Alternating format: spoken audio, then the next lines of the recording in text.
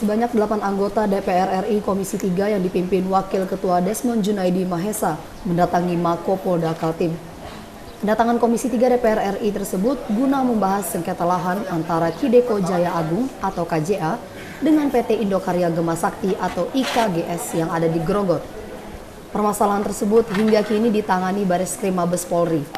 Direktur Utama PT Indokarya Gema Sakti selaku pemegang saham sebanyak 80% diduga melakukan penipuan terhadap PT Kideko Jaya Agung. Dari kasus sengketa lahan tersebut, Bareskrim telah menetapkan seorang tersangka bernama Indrawati sebagai Direktur Utama PT Indokarya Gema Sakti yang saat ini masih menjadi daftar pencarian orang atau DPO oleh kepolisian. Penetapan status tersangka itu berdasarkan dari hasil penyelidikan yang dilakukan Bareskrim Mabes Polri. Komisi 3 DPR RI berharap tersangka kasus sengketa lahan bisa ditangkap, sehingga lahan yang saat ini masih digunakan Kideko masih bisa segera diselesaikan permasalahannya. Tujuan ke sini adalah kita menindaklanjuti laporan, ya.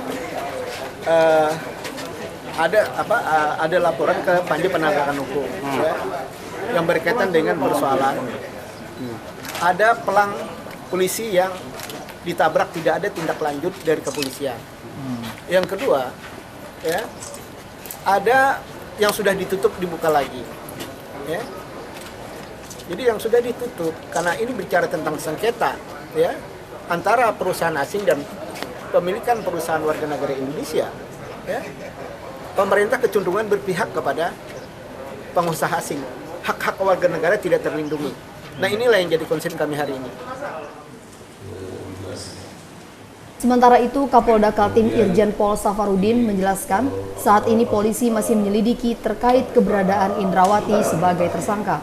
Kapolda Kaltim berharap kasus yang ditangani Bareskrim Mabes Polri yang lokasinya berada di Kalimantan Timur, Tanah Grogot bisa terselesaikan antara PT Kideko Jaya Agung dengan PT Indokarya Gema Sakti.